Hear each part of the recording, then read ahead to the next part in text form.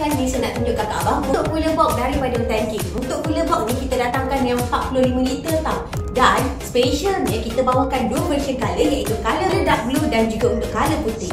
Untuk saiz kita punya cooler box ni, dia punya bahagian panjang adalah 57.8 cm, manakala lebar adalah 37.9 cm, dan untuk ketinggian cooler box ni adalah 41.2 cm sahaja. Tak kisahlah ke abang beli untuk color dark blue ataupun untuk color putih, untuk berat dia hanya 5.6 kg sahaja, dan specialnya dia ada getah pada bahagian pintu.